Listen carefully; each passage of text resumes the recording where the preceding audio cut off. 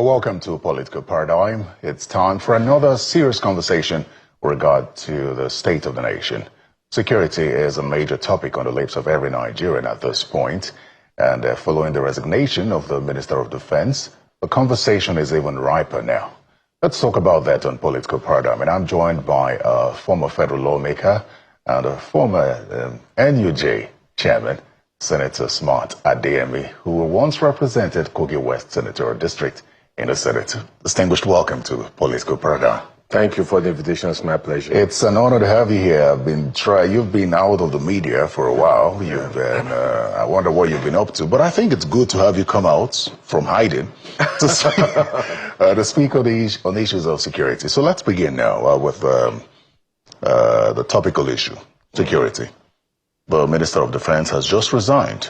And it's for some, it's disturbing. He did cite health reasons. But for some, we're in the middle of a war against terrorism and banditry. And our Minister of Defense has just resigned. What do you make of it? Well, I want to begin by saying that he's a former governor of Jigawa State. And he did well as a governor. And if you know him in person, he is a man of high humility, very unassuming person, and very peace-loving Nigerian. By all consideration, I can tell you that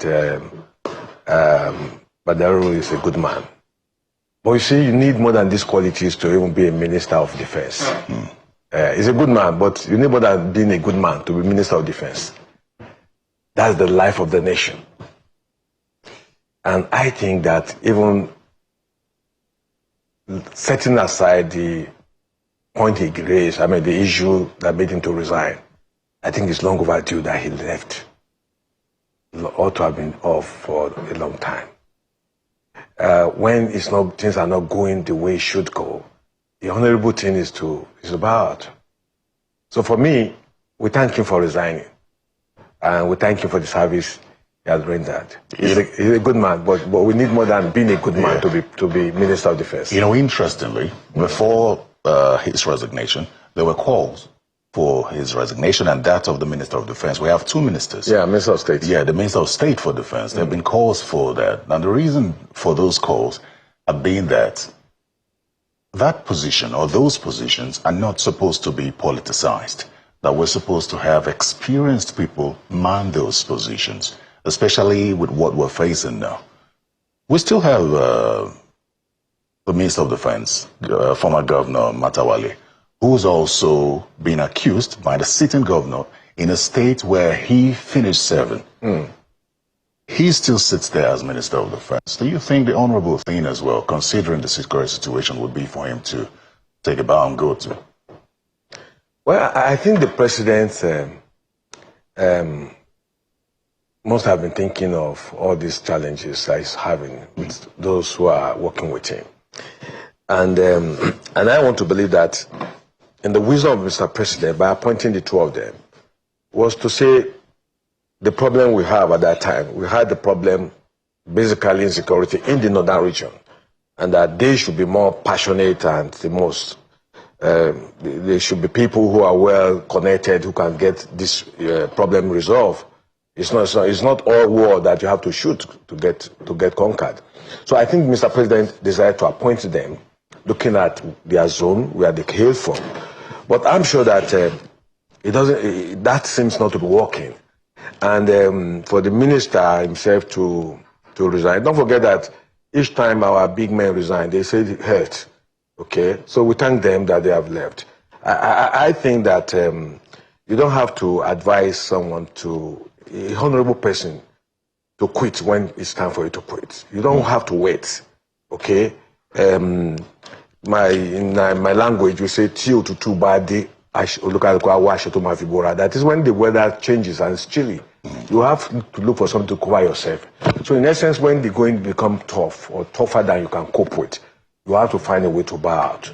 And I'm sure the president must have been thinking now of some of his ministers, okay, those of them who are not working according to his plan and his focus. I'm sure he will ask them to go because it's now halftime. We need people, men and women, who will be absolutely committed to the cause of the nation, and who will be courageous enough to say the truth and stand by the truth, even if you will die for it. Okay, Senator Adeyemi, I want to get your thoughts, general thoughts on Nigeria's security situation. If you were in the Senate, you would have been part of the debates in this past week. Yeah. Because the Senate had debated that heavily. In fact, the House of Reps dedicated 3 whole plenary sessions to debate that and came up with recommendations. I want to know from you what your understanding of Nigeria's security situation is, especially in the light of the United States interpreting that to be a genocide against Christians and designating Nigeria as a country of particular concern. Well, in the first place, I want to commend my brother, my friend, Senator Sani Musa, who spoke expressly on this issue, and he anchored his argument on those who are claiming to be the agents, so to speak, or those who say they have interface with the bandits. I think they have a case to answer. That's what Sani Musa was saying, and I agree with him. And I salute Sani Musa. We are childhood friends. We grew up in Niger State together, so I know him. And he delivered. If I was there, if I'm in the Senate now, I would have said all that he said. So I salute him for that. Now, let me tell you this, that it's getting to a point that we have to change our style, our tactics of fighting this war. Yes, the issue of, is there genocide in Nigeria? Yes. There's genocide. But see, the genocide started in the north. You know the difference between mass killing and genocide? Is that those who perpetuate mass killing, if they share any sentiment with the people they are killing, it is not called genocide. If a Muslim says, for whatever reason, he's killing his fellow Muslim, his fellow tribesmen, people he share ethnic, religious sentiment with, and is killing them, it's not genocide. It is called mass killing. But if the same group leave their territory and go to another territory to kill other people of different faiths and tribe, and they have nothing in common, it becomes a genocide. So the genocide in the north was called mass killing because the people who were killing in the north claimed to be Muslims too.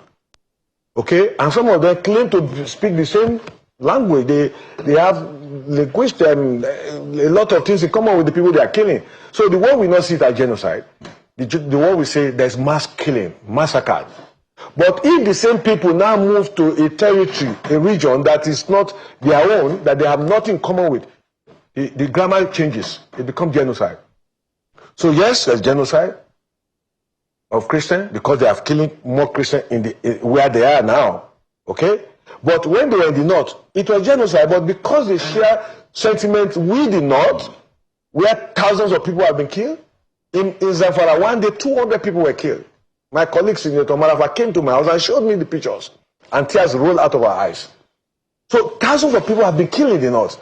But nobody took it as genocide because the people who are killing are claiming that they are brothers and relatives and relations and children of those people they are killing. So the one we could not call it genocide. The one we say, oh, massacre, it's English language. It's a matter of interpretation. But when the same people now move to another region of different faith, it's a different grammar. The description, the expression, the grammar changes. Well, why do you think that insecurity has festered? And then responding to that, could you assess Nigeria's response, especially this administration? Because it's very important for us to understand whether or not we're continuing in the same direction as previous administrations. Because if we continue to do the same thing and expect a different result, we will have the same outcomes. Assess this administration's response to the issues of genocide. There are those who now say that the activity around security that we see with regard to our security agencies trying to decimate these bandits and terrorists is because of the designation of Nigeria as a CPC, country of particular concern by the United States. But beyond that, when you look at the response of the Tinubu administration to the issue of insecurity, what do you see? Now, Tinubu administration is just 2 years plus now. You recall that while we were campaigning, the killing went down. At that time, the terrorists were moving in their thousands into our forests. When I was in the Senate, I knew this would happen. They made sure they were already formidable enough. And don't forget that these terrorists, no doubt, they have people who are backing them within and outside the country. Now, they were waiting to see the focus of Ashwaju's government. Now, Ashwaju's government took some highly courageous decisions that was aimed at emancipating Nigeria to another level. Because nations of the world, the tiger nations, the Asians, they got to a point they had to diversify. And it was painful. Don't forget that at the time, China shut down from the whole world. Singapore, all these countries you see today, go through their history. You see, we had no choice than to remove the oil subsidy. Most successful administration lacked the courage. In fact, there was a former president who said if there was any regret he had, was that he didn't remove the subsidy. Today, go down all the states of the federation, you see a new state. Why? A lot of resources are now with the governors, and many of them are using it very well for development of the people and structural development. So what I'm saying is that by the time Ashwaju was busy calculating, working towards how to stabilize the economy, the bandits were planning and their sponsors were planning. If Ashwaju had continued to run Nigeria the way it was before, perhaps the insecurity wouldn't get to this level. Are you in doubt that these people have foreign partners? How come they were able to use drones? How come they were able to use sophisticated weapons? Are you in doubt? Are you in doubt that some powerful Nigerians are involved? Are you in doubt? People waited for Ashwaju's government to see whether it was going to be like before. If we talk about powerful individuals involved, yes, I like to think you believe that the government of the day is aware that powerful individuals are involved. Yes. Does this now go to say that these individuals are more powerful than the government? Is this administration powerful enough? Does the president have the political will to deal with these individuals? Because if you take a look at the bandits, they don't look wealthy. Billions. At the last count, I think the leader of the House of Representatives said statistics suggested that over 40 billion naira had been paid to bandits in the last 3, 4, 5 years. 40 billion naira. These bandits brandish poverty when you see them. So that means they have sponsors. In this case, these powerful individuals that you talk about. You see, it would be naive of anybody, I don't want to use a vulgar word of being stupid, for anybody to assume that it's more powerful than the government. The government of any nation can go after any citizen. If you are more powerful than the country, there are international organizations and nations of the world that will join in order to have peace. They will sacrifice anybody. Okay? So, for anybody to think that he's untouchable, I think the person must be stupid and foolish. There's nobody that is above the law. And there's nobody the hand of the law cannot get to. If Nigeria is finding it difficult, there are foreign superpowers that will come in and get it done. Now, they're talking about, I heard somebody saying Nigeria should not involve Israel in helping with collating security report.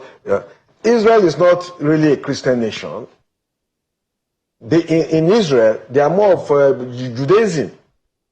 And during this Gaza war, some people were saying that why will they have to go to Israel when they are killing their fellow brothers in Gaza? Okay, me who is a Christian, during the war, the oldest church that we go to worship in Israel was bombed. What do you want us to do? So Israel is a nation of its own. When we need the support of other nations, irrespective of whatever personal sentiments some people are having, okay? And I want to commend the northern governors. The meeting they had in Kaduna 2 days ago now, it was one of the best statements emanating from northern governors. They came clean out of it and call on the president to take the actions that are necessary to bring the perpetrators of evil, to bring them down. So anybody who thinks is untouchable is fooling himself. So the thing is, two things from that. One of them, when you talk about the effrontery that people display, thinking that they're bigger than the government, it also depends on the boldness or political will of the government of the day to go after those people. That is one. And the second thing is, does the government of the day realize or agree that it needs foreign help? Because we've heard calls for the utilization of mercenaries. Does the government need foreign help to do this? And will you advise that the government should go ahead with this? Okay, if I may tell you this, if there's anything President Bola Ahmed Tinubu is lacking, there could be many, but one thing that he doesn't lack is courage. Ashwaju doesn't fear. And I knew this almost 25, 30 years ago. He's a highly courageous man, okay? And he's a man with great audacity. When he believes something, he pursues it. It has gotten to a point that you see his other side now. Wait and see. You see, when you push someone to a wall, then he will not tell you who he is. This country belongs to all of us. There's no any individual that will say he's powerful, they can't touch him. Who are you? Nigeria is bigger than anybody. If you don't want Nigeria, come out and let us go on premises. Nobody can say they can't touch you. Who are you? Nigeria belongs to all of us. So we should fold our hands while some people will be killed. Okay. You know when the United States president was designating Nigeria as a country of particular concern, one of the things he said was that the government of the day was not doing anything, was more or less enabling the issue of terrorism and banditry and the genocide in the country. I don't think that is true. This government will be the last, President Ashwaju will be the last person who will compromise for whatever reason on the life of the people, okay? If you say they are killing Christians, the wife, Her Excellency, is a Christian, she's a pastor, okay? And I know that quite a number of members of the Ashwaju's family are Christians. You know, in the Yoruba land, you can't talk about religion. I am a Christian, okay? And I'm proud of my religion, but get this. I'm on television, go to Kogi West. I had sponsored not less than 300 Muslims to Mecca. So we are, whether you are Yoruba of the northern region or Yoruba of the southern state, Yoruba don't look at religion as an issue. No, my point, based on the statement from the U.S. government, is not that the president doesn't want to do anything. It's whether he is actually doing it. There's a difference between being aware of what's happening and wanting to do something and then actually doing it. That's the concern. Now, let's look at that from the angle of declaring a national emergency on security by the president. What do you think of that declaration? Not only that, he changed the service chief. Why did you do that? Well, at the time, it would seem that the changing of the service chiefs was because of their rumors of a coup. No. And not necessarily the security situation in the country at the time. In fact, some say that since the change of the security chiefs, that security has deteriorated. That is not very correct. What happened was that security has deteriorated. That is not very correct. What happened was that as at the time they were changing the service chief, they were very much aware that the terrorists are building more, becoming more formidable, and that was what they need. And don't forget too that there were insiders who were equally acting as agents to the terrorists. So they needed to and it was after the service chiefs were changed that the kidnappings became even more.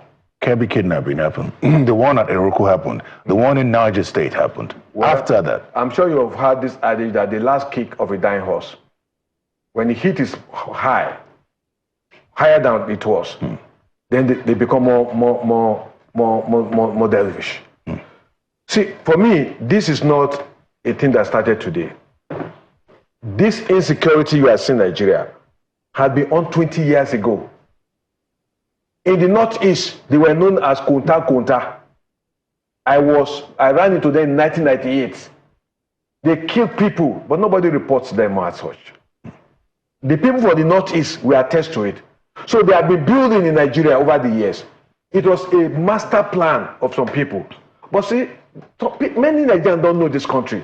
Some people think you can just overrun Nigeria. Nigeria is not a country you can overrun, okay? We are too sophisticated a nation to overrun, okay? And don't forget that in the southern part of Nigeria, you cannot preach sentiment of religion, because the person you are speaking to, you can see him as a Christian or a Muslim. His father could be a Muslim, his mother could be a Christian. So it's a difficult problem in the south. Even in the middle belt of Nigeria, okay? What I believe is that Asiwaju has come to discover that there's need for him to put on more strategic plans in place. They are talking to nations, they are asking for foreign support, but don't you see some Nigerians say we don't need foreign support? That we should settle with the terrorists the way they settle the Niger Delta people. Are they of the same agitations? So you see, some people just want to play games with the country and think that they're untouchable. But let me tell you, there's nobody that's untouchable in Nigeria. For anybody think they can't touch him, it's being foolish. Nigeria is so large a country that one man, 2, 3, 10, 50 people, if they are killed, irrespective of the so-called position they claim they occupy, Nigeria will remain. Nigeria will exist. The thing is, let me ask you a question. Yes. One of the president's directive in declaring a state of national emergency on security was the withdrawal of policemen from VIPs. Yes. And since then, we've had the public commend the president for that, but largely the political class has said that it puts them in danger. We've even had debates from federal lawmakers in parliament saying that it puts them in danger. And they argue the reason for that is they say that bandits have released statements saying they will now start going for politicians. What do you make of that? Well, I think I would want you to get to the police and ask them a question. There have been many of my colleagues now asking for permission for their own peace. So it's very easy. Allow us to carry our own arms. Case close. If I have 2 rifles here, and you are approaching me and I have my rifles with me, or maybe I have a grenade in my house, and you are talking very unfamiliar, I don't need police to throw a grenade to somebody who is trying to attack my family. Is this for everyone or the political class? The political class could the VIPs per se. Well, it's not a question of VIP. Whether VIP or no VIP, if you feel you are threatened, if you get to the stage that everybody should carry arms, so let it be. You see, look, we don't have to fear to speak the truth to the nation, okay? I'm not against the withdrawal of VIPs, security with VIPs, but maybe if things stabilize, the president can restore it back. But meanwhile, let every politically exposed person apply for permission, and you have your pistol, or you have your pump action. Okay, see, what makes people to be weak or to be helpless is when the other man is carrying arms and you are not carrying arms. So if you carry your own pistol and somebody is threatening you, before he says it, or he's unwanted in your house and he's banging your door, you give him a warning shot. But this suggestion, are you restricting it to the political class because their police protection have now been withdrawn? And the bandits are threatening them? Or do you think that this self-protection should extend to just about every Nigerian? Do you know there's a total misconception in Nigeria that once you're a politician, you're a corrupt man? There's the misconception that politicians have siphoned money, that they are corrupt. Is that a misconception? Yes, it is a general misconception. It's a general misconception to assume that all the political elites are criminals or they are thieves. Okay? Is it largely correct or generally incorrect? You see, in any segment of society, you have some percentage of people who are still standing straight. There are people in the National Assembly who reject bribe. I've rejected bribe millions of dollars before. So it's not all of us who came into politics because we want to be part of. The first bill I sponsored was death penalty in 2008 for corruption. Google it. So it is not all of us who came because we want to make the nation. We want this country to be better than we met it, when we were growing up. Okay? But today, Nigerians forget the history of this country. People are now blaming the current administration. You have forgotten when Nigeria had billions and they were hosting all kinds of jamborees with no benefit. We hosted First Act 77, billions of dollars that ought to be used to provide infrastructural facilities that will galvanize social economic development. We wasted them. We hosted Chogo. We hosted anything hostable. You know, because Nigeria said our problem is not money, it's how to spend money. Okay, those are the kind of leaders we had. Okay, but today you have a leader who is saying, look, we have to build infrastructures, road network, provide job opportunities, expand the economy, so that there can be a better future for coming generation and present generation. That's what Ashaji's government is doing. Okay, go around this country, go around the state, all the state governors, go there, go to ask your state people what your government is doing. You will see a leap from what developmental effort they inherited. They are doing very, very well. All the governors today, they are doing well now because there's more resources coming to them because they removed the fuel subsidy. Unfortunately, yes, all of us bear the pains, including the man on the street, including all of us, we are feeling the pains. But you see, it's a sacrifice that is temporary. Later, things will get self-adjusted, and Nigeria will move forward. But Nigeria cannot continue to run the mono economy. There's no nation that was a mono economy that ever, move beyond being a developing nation. That's the maximum from underdevelopment to developing. Now, when you now diversify, you have ample opportunities to expand the economy, create jobs, create wealth for people, provide infrastructures that will help to galvanize socio-economic development, that will guarantee security of life and properties. That's what this government is doing. But it will not come on a platter of gold. You can't say a doctor should not give the required injection because the patient is going to feel the pain. Okay, so the injection is a temporary thing. Yeah. Later we'll get Nigeria fixed. The thing is, you're speaking so well or highly of President Bola Tinubu. I wonder if you speak same of Governor Ododo.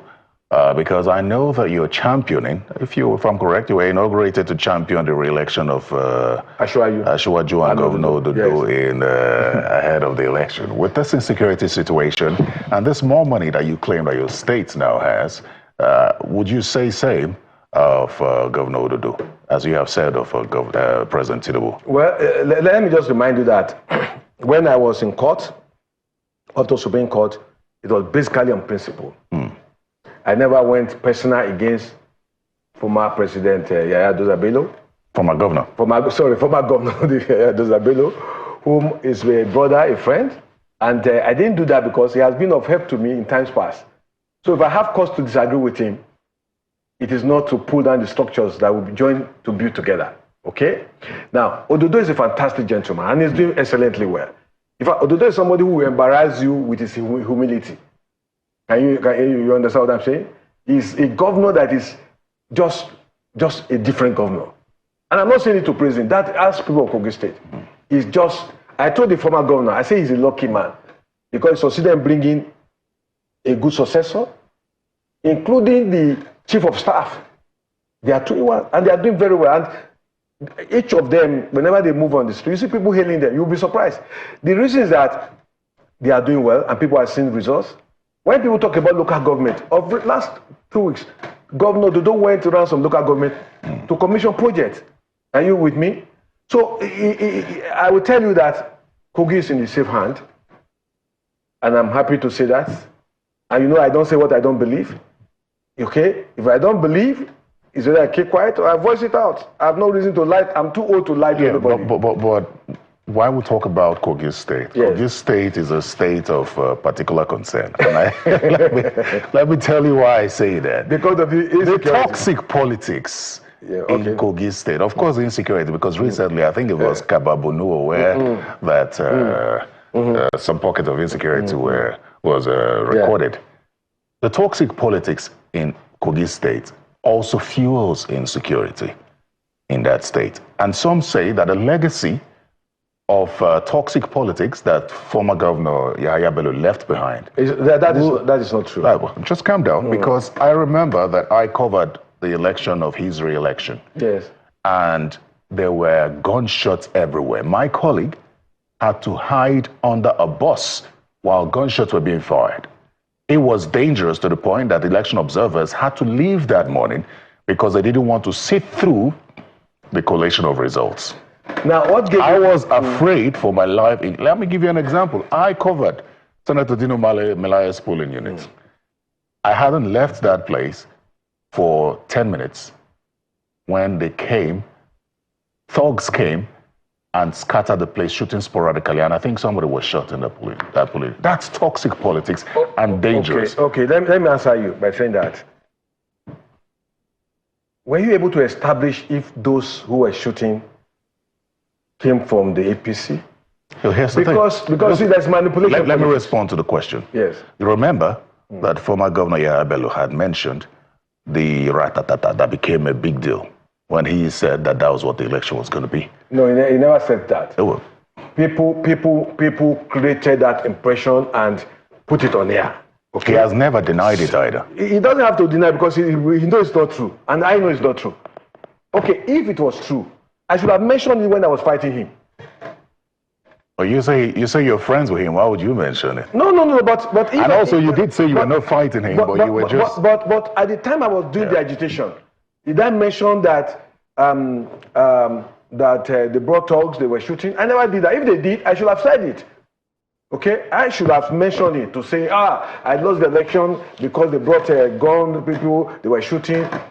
It was not true. Unfortunately for some Nigerians, you see, when you read some things or people create some impression on the internet, people just take it 100%. Yeah, those are below the former governor. It's not exactly the way the people are seeing it. He's a perfect gentleman, I can tell you that, and he cannot hurt a fly. I've worked with him, and I know him. And I will tell you that he's a person who doesn't discriminate, and he cut across. If he's moving around Kogi now, you see crowd following him. So you ask the question, is not the man they said he didn't do well? This man empower people. Some of the needs, aspirations of different zones, he provided it. I think it's interesting that you speak so highly of him now. But even at that time. But the point I was trying to drive at is the issue of safety with regard to elections in Kogi State. Okay, let me just tell what Governor Ododo brings to the table as a form of guarantee. Let me tell you this. I am sure that in the next election, there wouldn't be any reason for anybody to be afraid of the way the election will go, because this governor is performing excellently well. That even the opponent, don't you see those who decamp, who defected to APC on their own voluntarily? You see, they see what the man is doing, and there's more resources now, and they are seeing the impact of the resources in their lives. There are people now who the government is not owing anybody, whether retired civil servant or outstanding debt. They have been paid. Now, let me tell you this. Don't forget that Kogi is bordered with 9 states. So when criminals come to Kogi and they perpetrate crime, they have 9 roads that they can disappear. We are in the heart of Nigeria. And one thing Nigerians should know is that Kogi is as big as 5 states in land size and in population. There are some people who do not know some part of Kogi. In Kogi, you can travel 6 hours and you'll be seeing towns and houses. It's not like some area where you go 5 hours, you don't see villages.